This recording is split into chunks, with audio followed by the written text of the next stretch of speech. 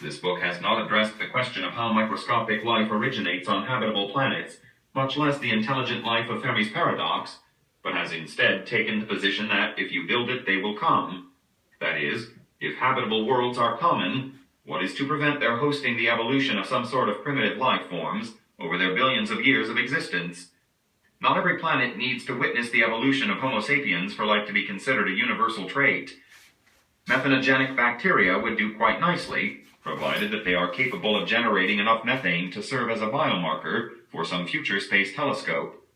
Still, if microscopic and even macroscopic life is commonplace, then considering the billions of habitable worlds in the Milky Way, one must conclude that Earth is not likely to be the only planet where intelligent life arises. So where are they?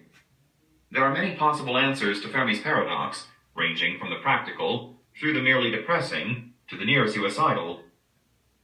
The fact that we have no proof of intelligent life elsewhere in the universe may simply mean that intelligent civilizations have all too finite lifetimes, that intelligent civilizations are born to die, just like individual human beings.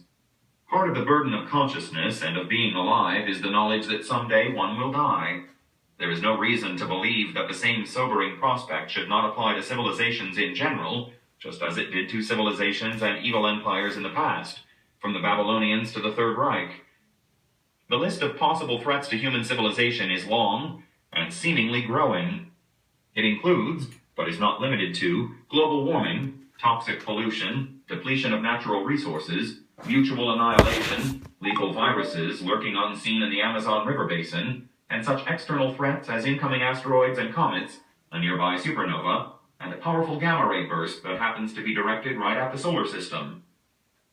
The next closest habitable world may lie only a few light years away, but the closest intelligent civilization may be 1,000 times more distant if intelligent civilizations are somewhat rare in the galaxy.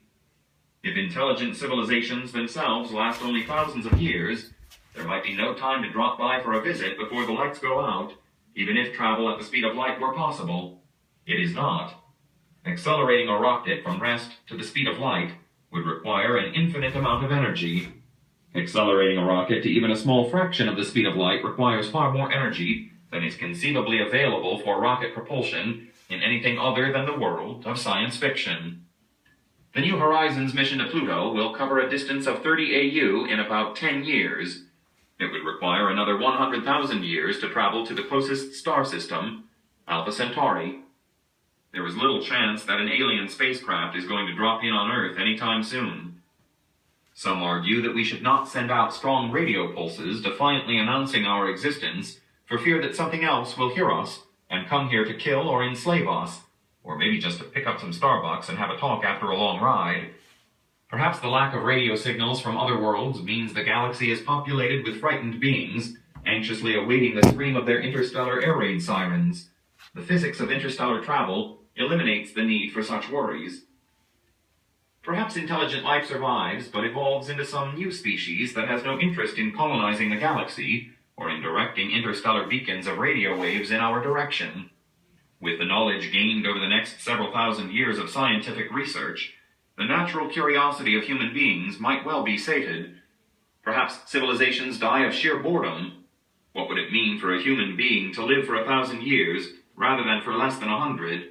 How many bagels do you really want to eat? What would it mean for a civilization to last 10,000 years, 1,000,000 years, 1,000,000,000 years? These are the natural timescales of the universe. Intelligent civilizations may just grow old and tired and lapse into a somnambulist state. Where are they? Everywhere, but we cannot hear them snore. Even if life surely exists elsewhere in the Milky Way galaxy and throughout the universe, the closest habitable worlds are likely to be in a phase of the development of life that is either pre-intelligence or post-intelligence, but this likelihood by no means detracts from our strong desire to search for such life. The former will tell us about our past, and maybe about how we originated and evolved, whereas the latter may tell us about our future. Finding a world of methanogenic bacteria would be just as mesmerizing as finding an Earth-like planet that has been repopulated by a thermophilic species better adapted to the runaway greenhouse heating caused by the short-sighted inhabitants who went before.